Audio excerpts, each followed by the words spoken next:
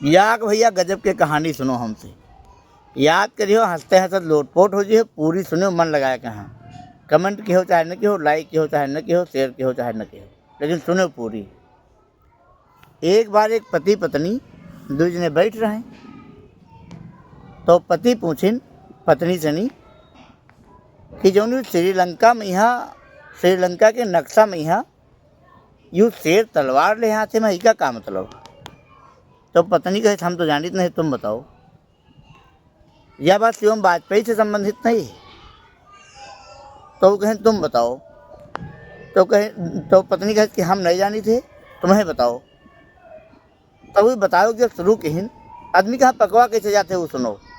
तो जब वो बताओ कहाँ शुरू कहिन, तो कहें कि एक राजा रहें, वही कहिन कि हम दुनिया की सबसे सुंदर लड़की से शादी करब।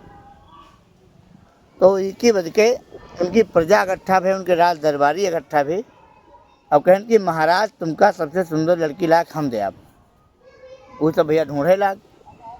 दूसरे दिन दुनिया सनी देश दुनिया से इकट्ठा के 600 लड़की इकट्ठा भई, उनके सामने पेश किन गए।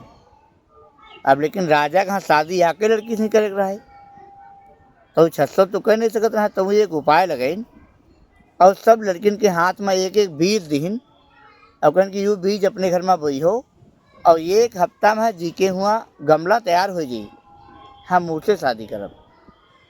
एक हफ्ता के बाद फिर वही 600 लड़कियाँ आई, तो 599 के हाथ में गमला रहा, और एक के हाथे में सिर्फ वो बीज रहा। तो राजा पूछिन कि तुम्हारे हाथ में ये बीज है? तो वो कहे कि हम ईमानदारी से नहीं बता रहे हैं कि 699 ये जो लड़के में 599 आई हैं, ये सब गलत हैं। ये बीज ना, ये पत्थर यू जाम नहीं सकत है, शादी करो चाहे न करो। तो कहें ठीक है, 600 में तुम अकेली ईमानदार निकली हो, तो शादी हम तुमसे करब। यह कहानी है। तो वही पत्नी पूछी न अपने पति से नहीं, तो इमा उस शेर वाली और तलवार वाली बात कहाँ है?